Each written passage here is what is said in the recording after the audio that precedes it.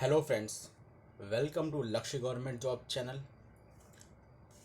आज हम लोग एसएससी सीजीएल का जो एग्ज़ाम हुआ था मार्च 2020 में, उसके सारे क्वेश्चंस डिस्कस करेंगे। स्टैटिक जीके वाले क्वेश्चंस। बेसिकली इसके अंदर करंट अफेयर्स नहीं हैं। तो पहला क्वेश्चन शुरू करते हैं।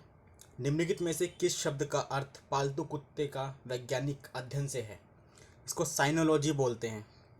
कुछ अध्ययन मैंने आपके सामने लिखे हुए हैं, इनको भी ज़रूर याद कर लीजिएगा।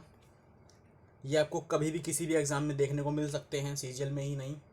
न्यूमेस्टोमेटिक्स सिक्कों के अध्ययन को बोलते हैं। एकॉस्टिक्स ध्वनि के अध्ययन को। एंटोमोलॉजी कीटों के। ऑर्निथोलॉजी पक्षियों के अध्ययन को। सेरिकल्चर रेशम कीट पालन। एपीकल्चर मधुमक्खी पालन। पोमोलॉजी फलों का अध्ययन। पिसिकल्चर मत्स्य का। इसके बाद है माइकोलॉजी कवकों का अध्ययन। फाइकोलॉजी शैवालों का। एंथोलॉजी पुष्पों का। पोमोलॉजी फलों का। इक्थियोलॉजी मछलियों का अध्ययन। डेंड्रोलॉजी वृक्षों और झाड़ियों का।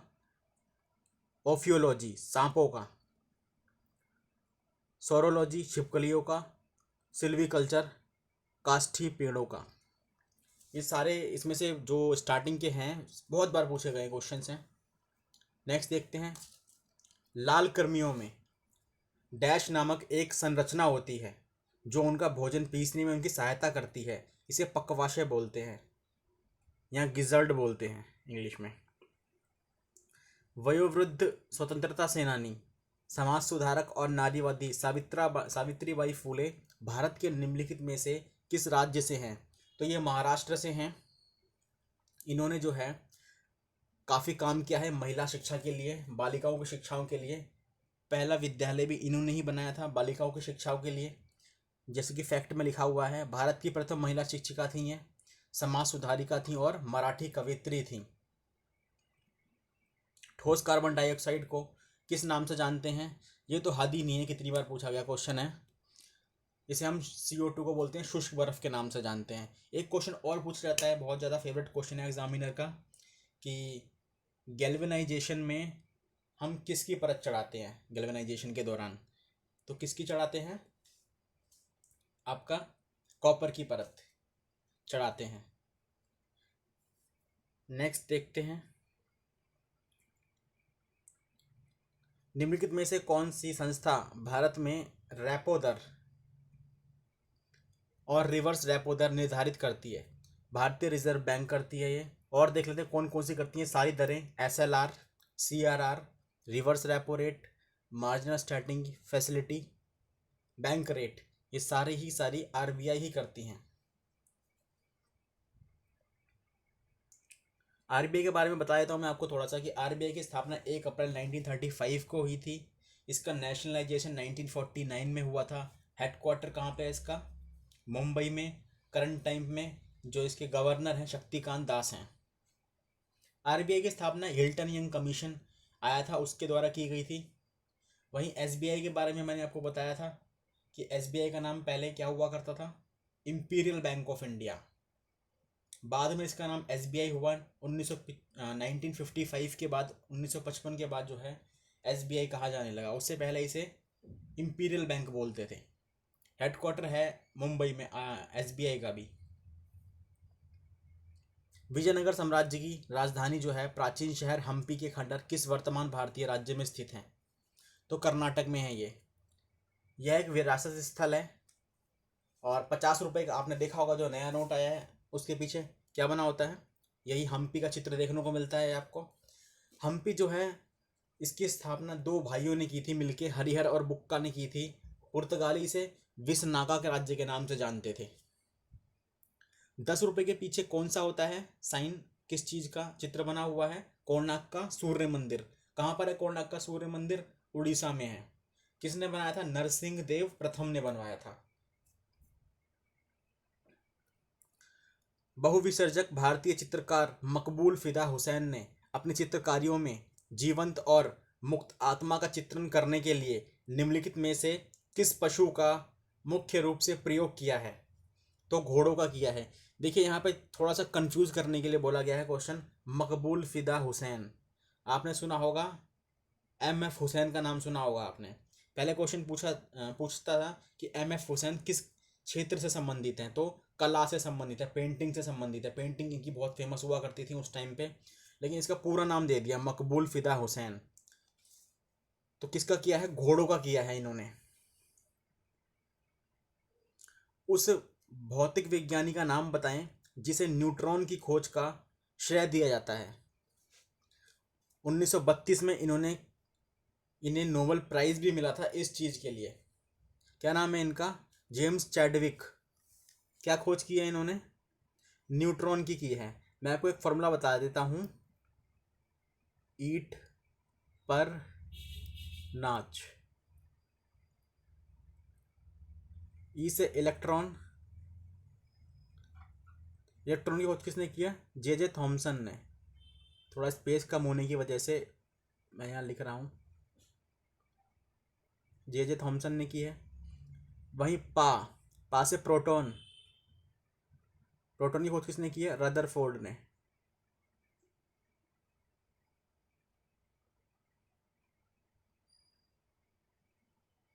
ना ना से न्यूट्रॉन, जो कि पूछा गया है इसके अंदर, जेम्स चैडविक ने की है।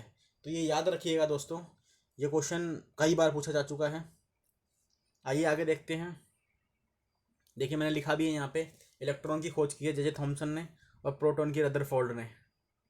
निम्नलिखित में से कौन सी पुस्तक सलमान रश्दी द्वारा नहीं लिखी गई है, तो कौन कौन सी लिखी गई हैं, ये सारी लिखी गई हैं। कौन कौन सी, फर्स्ट 3 और 4, midnight children, shame, the satanic verses, an era of darkness. ये बुक किसने लिखी है, ये देखिए इसकी explanation, era of darkness Shashi Tharoor ने लिखी है, जिसके लिए इन्हें साहित्य अकेडमी अवार्ड भी मिला है इंग्लिश भाषा के लिए, अभी 2020 का।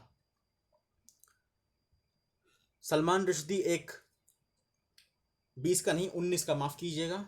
सलमान रश्दी एक ब्रिटिश भारतीय उपन्यासकार और निबंधकार हैं। दूसरे उपन्यास मिडनाइट चिल्ड्रन, जो कि ये है, जिसे 1981 में बुकर प्राइज मिला था, सबसे हाई प्राइज माना जाता है, सबसे ऊंचा प्राइज माना जाता है लिटरेचर के अंदर। नेक्स्ट है, लगभग 600 वर्षों तक परित्यक्त रहने के बाद सांची की स्तूप की खोज जो है कब की गई थी, सांची की खोज 1818 में की गई थी। एक्सप्लेनेशन देखते हैं इसकी। सम्राट अशोक महान ने तीसरी शताब्दी में 1989 में विश्व विरासत स्थल घोषित किया था। किसको, इसी को, आपके सांची के स्तूप को। कहाँ पर है सांची के स्तूप, भारत के मध्य प्रदेश जिले में, रायसेन जिले में है। अशोक ने कौन सा धर्म अपनाया था, जैन धर्म अपनाया था अपने अंतिम दिनों में। उस मीडिया कंपनी का नाम बताइए जिसने 21st सेंचुरी फॉक्स का प्रसिद्ध स्टूडियो खरीदा। ये क्वेश्चन पूछा गया था सिलेक्शन पोस्ट में, वहीं से उठा कर दे दिया गया ये क्वेश्चन। डिज्नी ने खरीदा। सर थॉमस रॉ इंग्लैंड के किंग्स जेम्स के आधिकारिक राजदूत के रूप में किस मुगल सम्राट के दरबार में आए थे, जहांगीर के दरबार में आए थे sir Thomas raw. Sir Thomas raw जो थे, ये अंग्रेजी अधिकारी जेम्स प्रथम के राजदूत थे, जो कि 1608 में आए थे। और वहीं बात करें कि जहांगीर ने ही जो है अंग्रेजों को पहली फैक्ट्री खोलने की इजाज़त दी थी।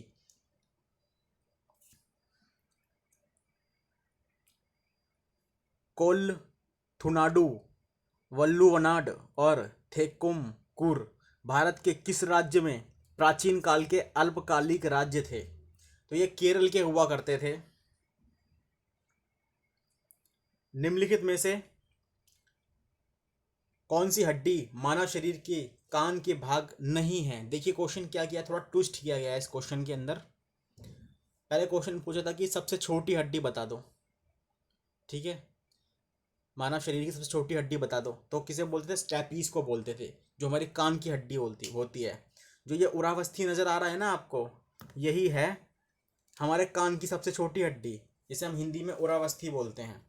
तो अब देखिए, क्वेश्चन क्या कह रहा है, कौन सी हड्डी मानव कान का भाग नहीं है? तो हमें पता है उरावस्थी जो है सबसे छोटी हड्डी होती है, यानी ये आंसर है, यानी बाकी तो सारे कट जाएंगे अपने आप ही। तो देखिए मैलिलस, इनकस और स्टेपेज, ये 3 हड्डियाँ सबसे छोटी हड्डियाँ होती हैं हमारे कान की। इसमें सबसे छोटी है स्टेपीज, जिसे हम हिंदी में उरावस्थी बोलते हैं। सबसे बड़ी हड्डी कौन सी है हमारे शरीर में? फीमर है, जो कहाँ होती है? जांग में होती है। वही बात करें सबसे बड़ा ऑर्गन कौन सा है? लीवर है। आगे देखते हैं, अराकू वैली कहाँ पर है? अराकू वैली जो है दक्षिण भारत के आंध्र प्रदेश राज्य में एक हिल स्टेशन है। तो इसमें एक क्वेश्चन और बचा हुआ है, विश्व खाद्य कार्यक्रम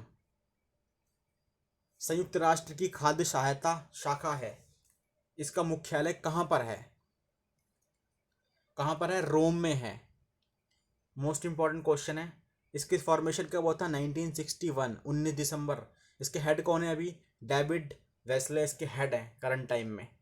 तो थैंक यू दोस्तों, इतने ही क्वेश्चन थे जो जीके के क्वेश्चंस थे इसके अंदर। बाकी जो है करंट अफेयर्स के क्वेश्चन आए थे इसके अंदर, 7 से 8 क्वेश्चन करंट अफेयर्स के थे, तो वो यहाँ डिस्कस नहीं किए हैं। अगर आप बोलेंगे तो मैं आपको पर्टिकुलर वीडियो बना के दे दूंगा, जितने भी क्वेश्चन पूछेंगे सारी शिफ्ट में करंट अफेयर्स की, तो वो इकट्ठे पढ़ लीजिएगा।